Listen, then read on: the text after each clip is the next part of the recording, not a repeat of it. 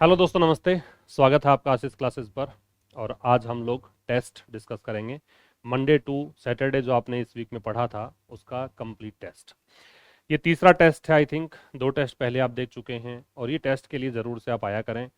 पूरे क्वेश्चंस को पहले खुद से सोल्व करके देखा करें, उसके बाद सोल्यूशन देखो और बताया करो कि कितने आपके मार्क्स आ रहे हैं। ये यकीन मानिए कि ये वाले टेस्ट जो है ना, वो आपको एसएससी में बहुत हेल्प करेंगे, आपको बैंक में बहुत हेल्प करेंगे, आपके हर किसी वनडे एग्जाम आप दे रहे हो ना, उसमें सब में बहुत हेल्प करने वाले टेस्ट हैं। अगर आप पेड कोर्सेज एक्सेस करना चाहें तो आशीष क्लासेस एप्लीकेशन को डाउनलोड करना है, लिंक डिस्क्रिप्शन में है, जहां से कुछ पेड कोर्सेज और कुछ ई बुक्स जो हैं वो आप एक्सेस कर सकते हैं।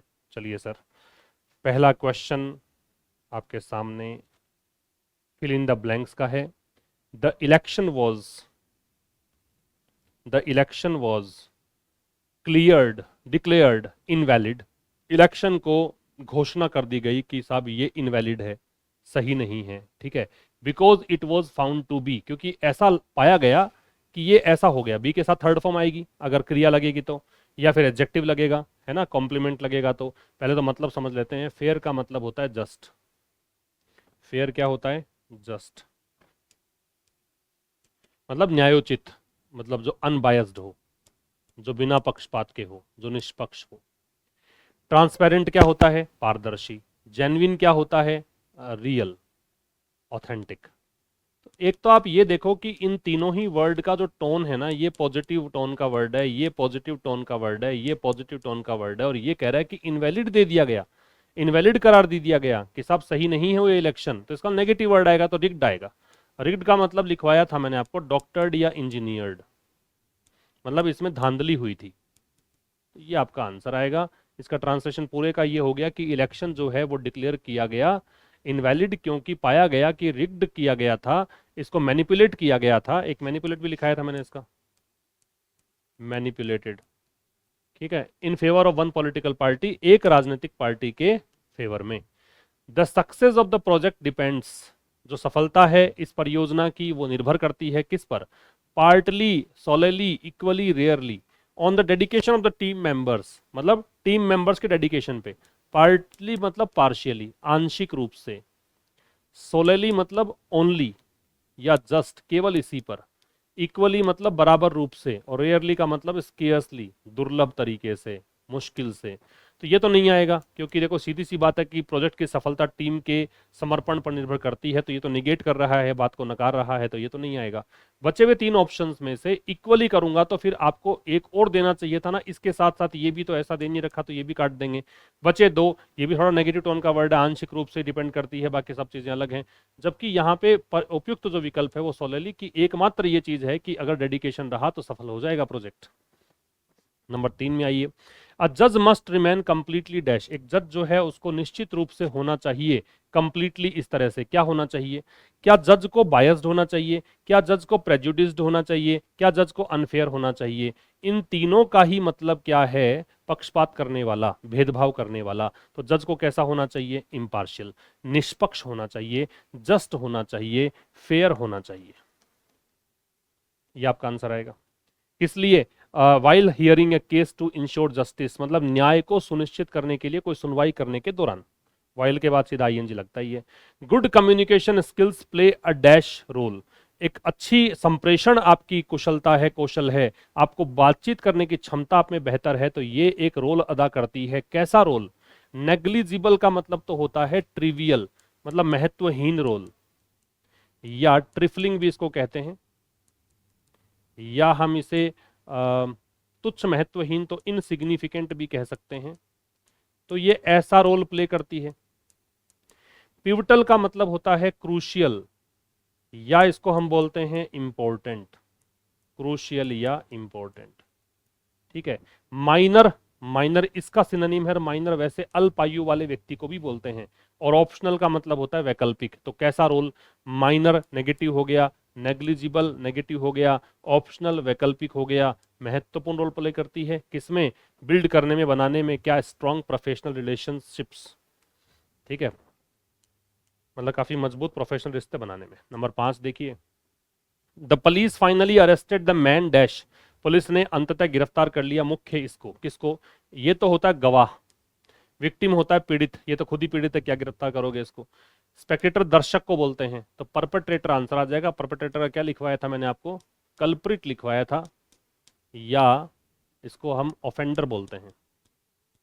कल्प्रिट या ऑफेंडर, अपराधी को बोलते हैं क्या, परपेट्रेटर। फिर नंबर 6 से कॉमन एरर के क्वेश्चन था। नंबर 6 कह रहा है mister Trump had announced penalty tariffs, mister Trump ने अनाउंस किया था, पास्ट इंडेफिनिट परफेक्ट दे रखा है हेड के साथ थर्ड फॉर्म, कि मिस्टर ट्रंप ने अनाउंस किया था, क्या अनाउंस किया था, पेनल्टी टैरिफ्स अनाउंस किए थे, मतलब जुर्माना लगाया था, सीमा शुल्क वाला जुर्माना ऑन इंडिया, भारत पर, सब्सटेंशियली, सब्सटेंशियली मतलब बहुत बड़े स्तर पर, सब्सटेंशियली का मतलब है सिग्निफिकेंटली या कंसिडरेबली, आप इसे सिग्निफिकेंटली कहेंगे या इसे कंसिडरेबली कहेंगे, कि बहुत ज्यादा जुर्माना, ठीक है। ओवर द 25% मतलब इससे ज्यादा। अब ये जब परसेंटेज में कुछ दे रखा हो ना, तो ये लेवल में ऊपर की बात करता है। जब परसेंटेज में दे रखा हो तो लेवल में ऊपर है, और लेवल में ऊपर है तो ओवर नहीं आता, क्या आता है, अबव आता है। परसेंटेज में ऊपर है तो क्या आता है, अबव। 25% दर से ज्यादा, set to go into effect, ठीक है, जो कि शेड्यूल्ड है, क्या बताया था मैंने इसका, शेड्यूल्ड या प्लान्ड। और गो इनटू इफेक्ट का मतलब क्या है, लागू हो जाना, इंप्लीमेंट हो जाना, ठीक है, ये मतलब होता है दिस वीक, इस वीक।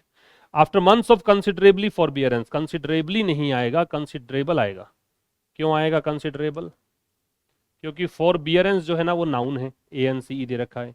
नाउन के पहले हमें क्या चाहिए होता है, एडजेक्टिव चाहिए होता है, तो एडजेक्टिव चाहिए तो कंसिडरेबल लगाओ, कंसिडरेबली क्यों चाहिए आपको। और कंसिडरेबल का मतलब भी क्या होता है, सिग्निफिकेंट, सब्सटेंशियल, ये सब मतलब होते हैं।